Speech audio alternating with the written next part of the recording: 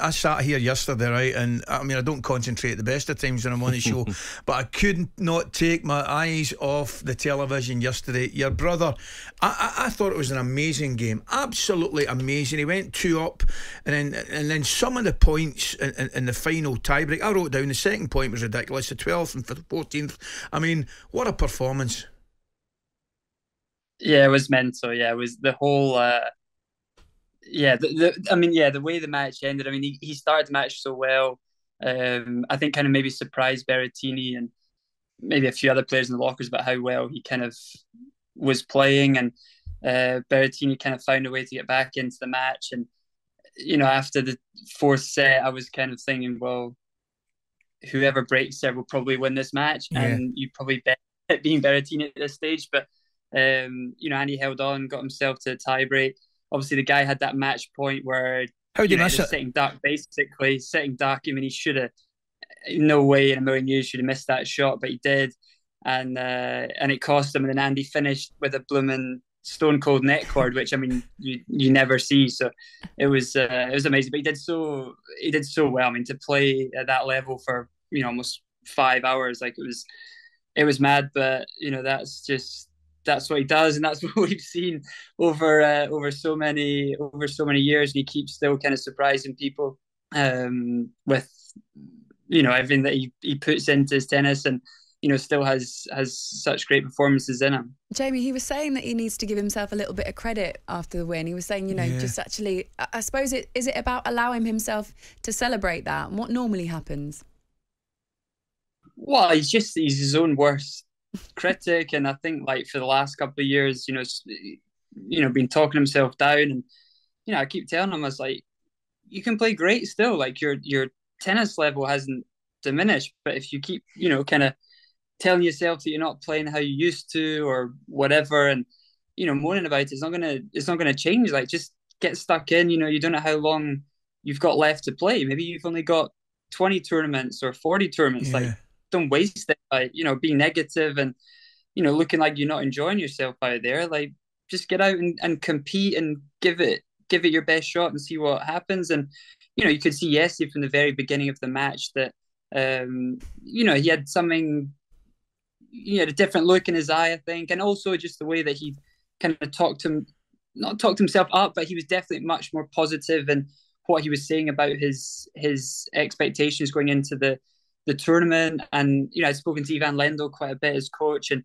he was like, look, he's playing great. He's playing the best I've seen him play in a long time. He just needs to get out of his own way and let his tennis do the talking. And yesterday he did that, and he came through some really difficult moments where maybe in recent times he might have kind of got a bit despondent and down on himself, but he stuck with it and he got through the match. And I hope that kind of shows him what he can still do on a tennis court, because he can still play great tennis. Absolutely, Jamie, there's no doubt about it. We're really proud of him, as you are of yourself, proud of the two of you. And it is a tournament that's been, well, I'd say it's been very good to Andy. He hasn't won it, but unless I'm mistaken, I know he's been in 4 or 5 finals, so it's a tournament that he knows his way about. I want to ask you, mate, and you touched on it, your previous doubles partner, and you made a slight joke about it, the travelling. But I think the last time one of the times you and I bumped into each other was in the Middle East. I mean, all joking aside, it's a brilliant job. Clearly, it's something kids growing up, tennis fans, would only dream about. However, how do you handle the pressures of the travelling and the physical aspect of it, and indeed the mental aspect of it? Well, I mean, I guess we've been doing it probably since we're like 18 now, and I'm 37 next month, so pretty much all my adult life I've been traveling, and you get used to it, and you kind of, in a way, like, you kind of become sort of institutionalized to the tour, and even like when I'm at home, and after a few days my mind is like, okay, where am I going next? Like, and you kind of sort of get a bit restless almost. Not that I necessarily want to leave and go play tournaments, but it's just that your mind's conditioned to that over many years. But we're going to nice places, we're getting well looked after, staying in nice hotels, eating in nice restaurants, getting to play in front of thousands of people, and it is fun. And that's why I think players are playing longer now as well, because the level of tournament that these events put on is so nice, and obviously the financial rewards have gone up dramatically over the years, and that kind of motivates people to look after themselves and train hard and do all the recovery and all that sort of stuff.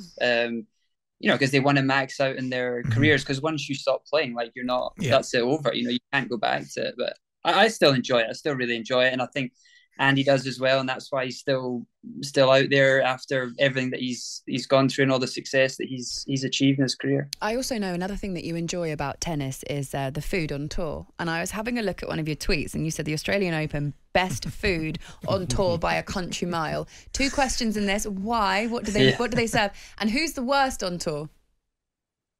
Okay, so I mean, the Aussie Open's got everything. You can get everything there. Like, I was having acai bowls. I was having like amazing, like different chicken every day, salad bars like off the charts. They're doing like smoothies, juices. Like, they got everything. Like, they cater for everything, sushi, all that stuff.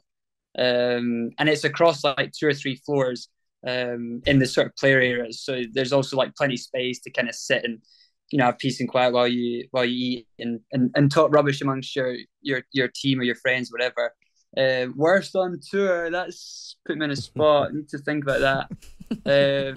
I tell you, I think Indian Wells, which is an amazing tournament and always gets voted one of the best tournaments on the tour every year for the level that it is.